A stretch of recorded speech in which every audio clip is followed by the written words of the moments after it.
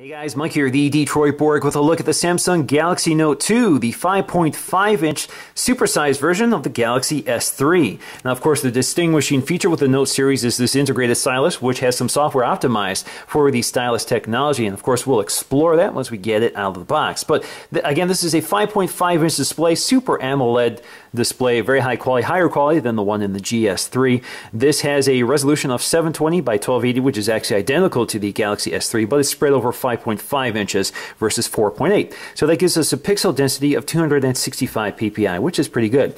So around here, we can take a look at some of the specs. Now, this is powered by a quad-core Exynos processor, operating at 1.6 gigahertz versus 1.4 in the GS3. This is also optimized for LTE, so you do have LTE in this phone in addition to quad-core, which isn't the case with the GS3. You either get quad-core or LTE, but I believe they're changing that recently with a updated version of the GS3. So anyway, moving on, we have an 8-megapixel autofocusing camera, which is good for 1080p HD at 30 frames per second. We also have a 1.9 mirror-facing camera.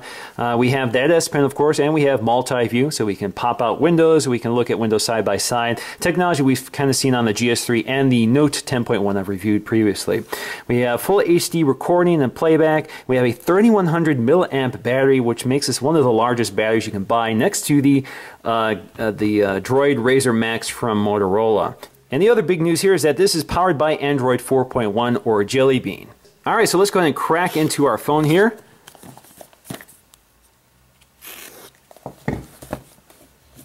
Pop the lid. There is the Galaxy Note 2. We have a little tab here to lift it up, and we'll take a look at that in just a minute. Looks like we have a piece of plastic here. So we have a little tray under here with some of the accessories. So we have our quick start guide, as well as some additional literature here, including advertisements for the Galaxy Tab series of tablets and some warranty information. Now, because this is the UK version, I have a UK plug here with those fold-out prongs here. So this pops out, and you could snap this in. And there you go, there's your UK plug. Of course, I can't use this in the US, but you can charge this with a computer, which is what I intend to do. We have our USB cable, which is white. We also have our headphones here, which includes a remote control and microphone with replaceable ear tips. And we have a baggie full of ear tips, so you can find the right one to fit your ears. And we have our gigantic 3100 milliamp battery, which we're going to install on the phone. So let's get to the phone. So here is our phone wrapped in plastic. We're just going to peel this off here so you can see some information here on how to pop off the back cover. So on the front, we'll just lift up our piece of plastic here. And there is our phone. So the first thing I want to do is pop in the battery. So we have a little thumbnail tab here to pop off the back panel. So it pops right off. So we're just going to drop in our battery. It snaps into place. So with our back cover removed, we can also see that the inside of the back cover has our NFC technology built into the cover here with those electrical connections to the phone right there. And up here we have our SIM card. This is a micro SIM card as well as an SD expansion slot. This is micro SD, which supports cards up to 64 gigs like I have here. So you can expand storage quite a bit without spending extra. So this comes standard with 16 gigs internal storage. And if I just pop that in, I'm good for 16 plus 64 gig. Alright, so I'm just going to snap the back panel back on. So although it seems like a flimsy piece of plastic, once it's on the phone, it feels quite solid and rigid and doesn't creak at all. That's just the same story with the Galaxy S3. Now, the Note 2 is available in two colors, white or graphite, and more may be added in the future like the Galaxy S3, but it's very similar in design to the Galaxy S3. We have this sort of glossy, slippery back panel here with this bezel along the edge. In this case, it's a very polished finish. It's not metal, it's still plastic, but the finish looks pretty convincing. It looks pretty nice. If we look closely, we can take a look at some of the hardware features. So we have an 8-megapixel autofocusing camera along with an LED flash. We also have our speaker down here, which is positioned up here on the Galaxy S3. Back here, we have our headphone jack as well as a noise cancellation microphone right next to that. Along the other side, we have our volume rocker. Along the bottom, we'll find a micro USB connector for charging and syncing. You can also use an adapter to output HD video to a television. We have a microphone here, as well as our S Pen. So let's pop that out really quickly and show you that. So you can see it integrates nicely into the body of the phone. And the S Pen is larger this time with a larger button. And you can see we have a tip here, which is not capacitive. It uses Wacom technology, so it works a little differently than a capacitive pen, which also means there's additional features such as pressure sensitivity and proximity sensitivity as well. Also up here we have our power on button, our sleep wake button, as well as a thumbnail tab here for popping off the back panel. Now up front we have a 1.9 megapixel front facing camera, as well as an ambient light sensor and proximity sensor, as well as our earpiece, and we also have an LED indicator kind of hidden behind the bezel there, which lets you know if you have notifications. Now, along the bottom we have our physical home button, as well as two backlit capacitive controls for Android, which are invisible until lit. Alright, so I've dimmed the lights. Now let's go ahead and boot this up and set it up for the first time. So I'm just going to hold that power button and let it go.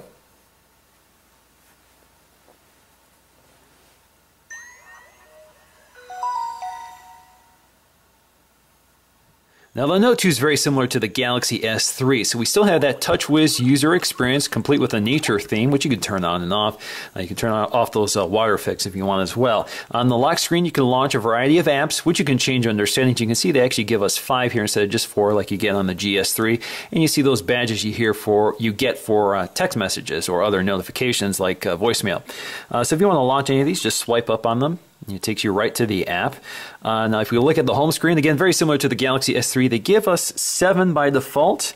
And you can see, you can swipe through them. It's pretty quick with Android 4.1. Everything operates very smoothly. You get tons of widgets, lots of apps. Again, this is just the default interface, and you can edit this just by pinching in on them. You can see all of your home screens, and you can remove any of them just by tapping and holding them and taking them to the trash can, and you can add new ones if you want. Now, we also have our notification panel up here with our typical widgets and toggles.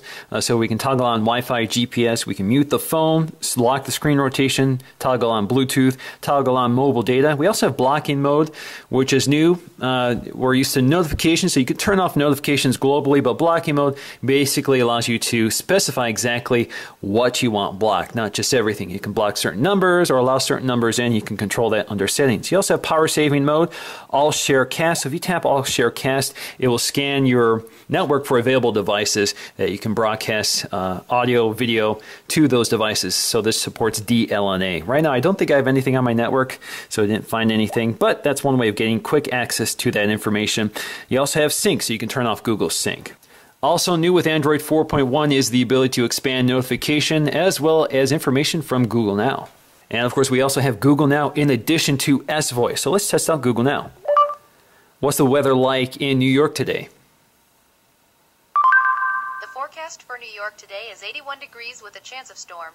Now you can also get to Google search just by tapping and holding the menu button. And you can do a voice search or tap it in. What's the weather like in Detroit? It's 66 degrees and overcast in Detroit. And we can also invoke S-Voice just by double tapping the home button. So what's the weather like in New York? Here is the weather for New York, New York. Now there are a few things S-Voice can do that Google Voice currently can't do, and one of them is calendaring. So for example, make an appointment for this Saturday to celebrate my sister's birthday at 8 p.m.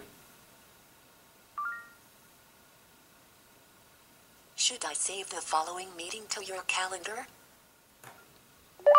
Make an appointment for this Saturday at 8 p.m. to celebrate my sister's birthday.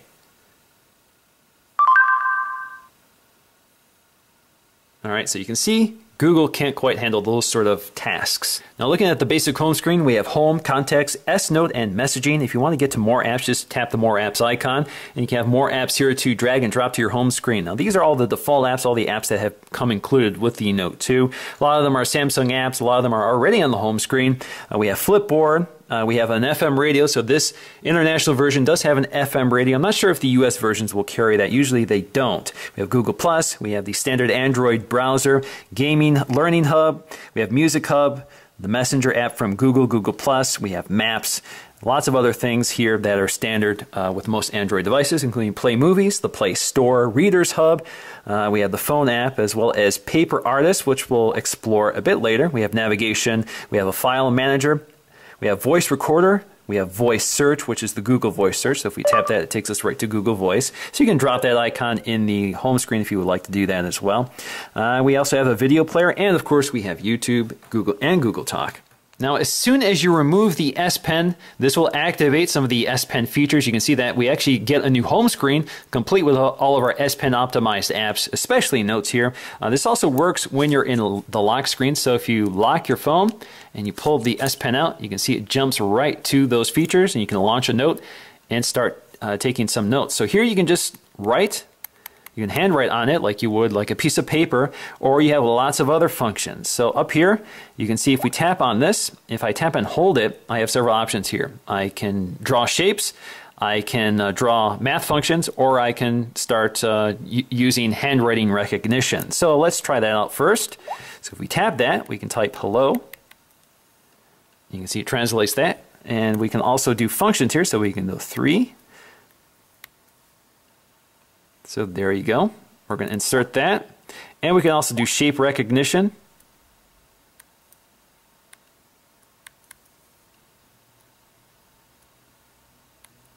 And you can even add to it after the fact. Now you also get an S Pen keyboard. So for example, if we bring up a web browser here and we go down here to our options, we can tap and hold on them and we get several options here. So we can do handwriting recognition here, and we can actually write this in. So we can go CNN.com.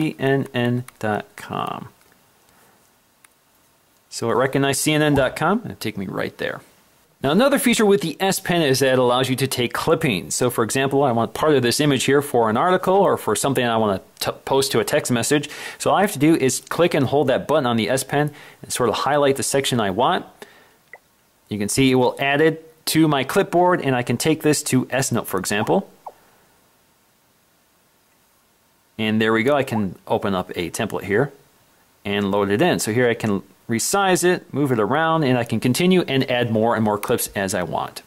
Now S Pen also features something called Air View. So if you hold the S Pen in close proximity to the screen over, for example, in this case over the UI, you can see that it will tell me exactly what each of these buttons do, but you can also do other things. So for example, if I go to our photo gallery here, so in Gallery, if I go to my images and I hover over them, you can see I get a little preview here. Now for watching a video here, you can see you can actually use that Air View feature to scrub the video.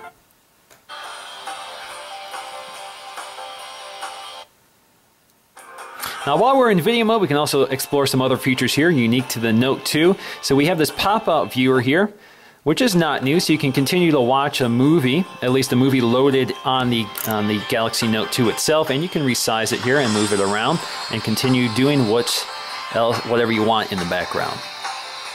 Now you can also see that your notification panel will change when you detach the pen, so you get all of the apps that are optimized for S Pen, so you can launch them right away.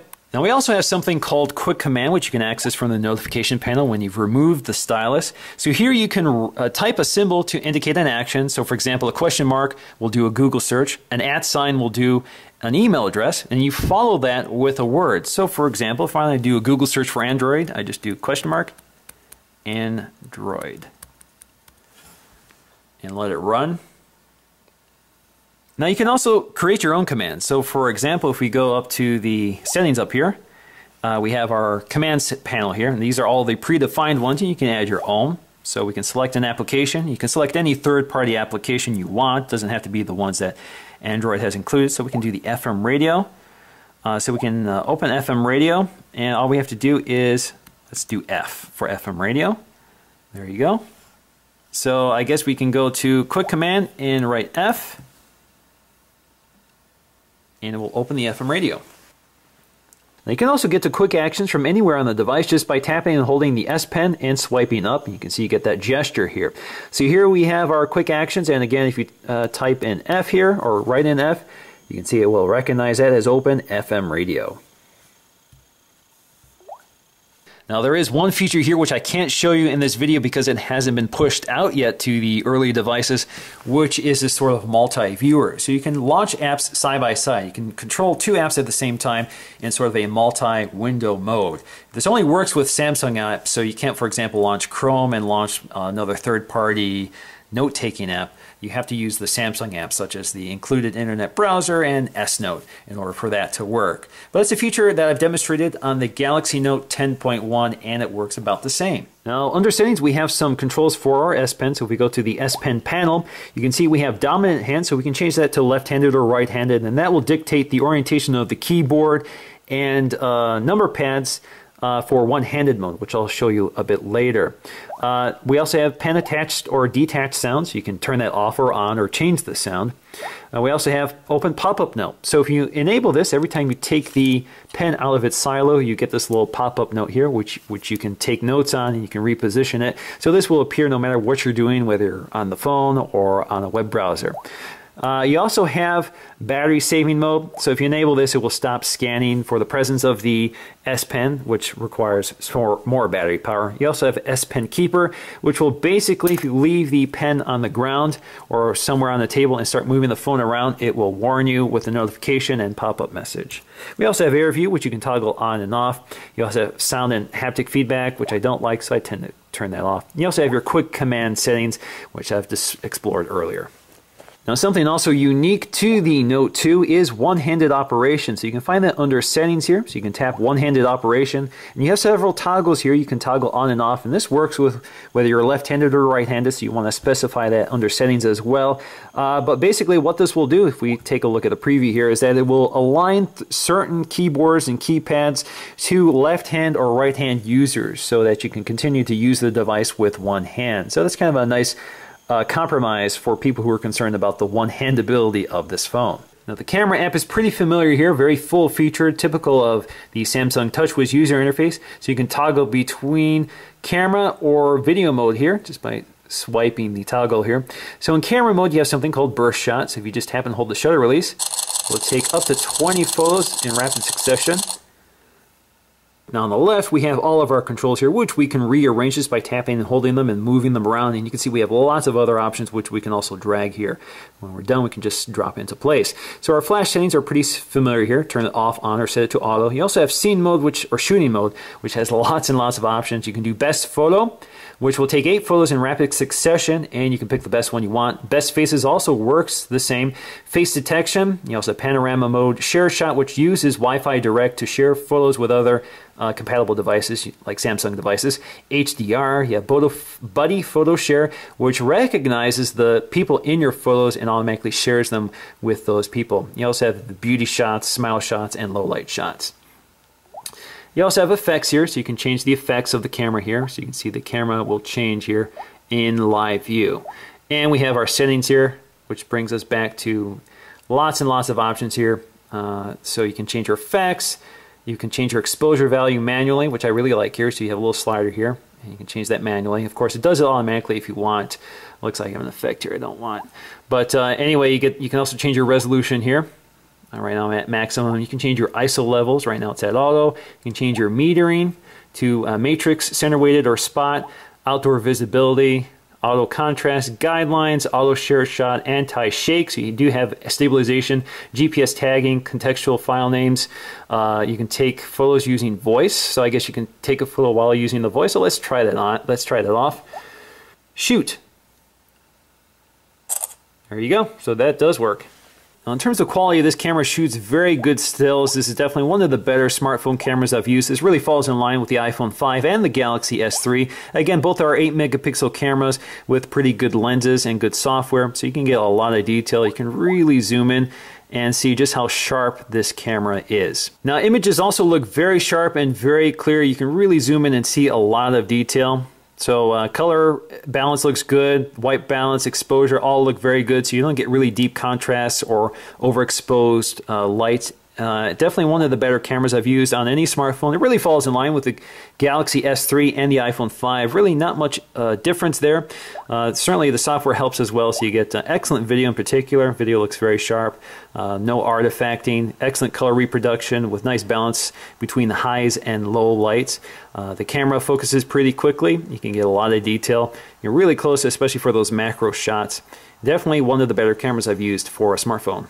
Now, if we look at the synthetic benchmarks of the Note 2 versus the GS3, the Note 2 is one of the most powerful Android devices out there right now. So we get a score of 6831 versus 5845 on the GS3. Now, in terms of the Geekbench scores, you can see that the Note 2 screams ahead of the GS3 and the iPhone 5. Now, just to give you an idea, the size comparison between the Note 2 and the other phones, we have our GS3 and we have our iPhone 5. So that's 4.8 and 4 inches. So 5.5 is definitely a very big phone. This felt big to me. This really feels big to me.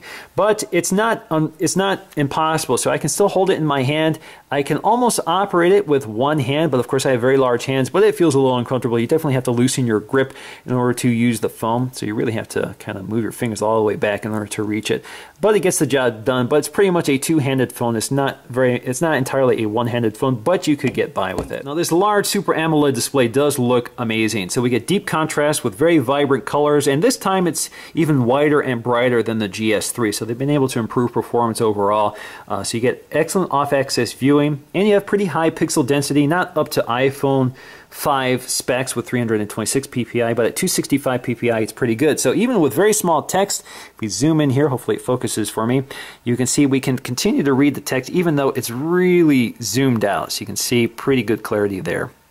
Now in terms of how fast this phone feels, it's definitely the smoothest phone I've ever used. It feels much faster than my GS3, which has some evident frame dropping or lagging on Android 4.0. But with Android 4.1 on this phone, with those impressive specs, I mean 2 gigs of RAM and 1.6 gigahertz on the processor, you definitely have a high-performing phone. So everything works perfectly well with this phone. You definitely don't feel any evidence that this phone is in need of additional horsepower.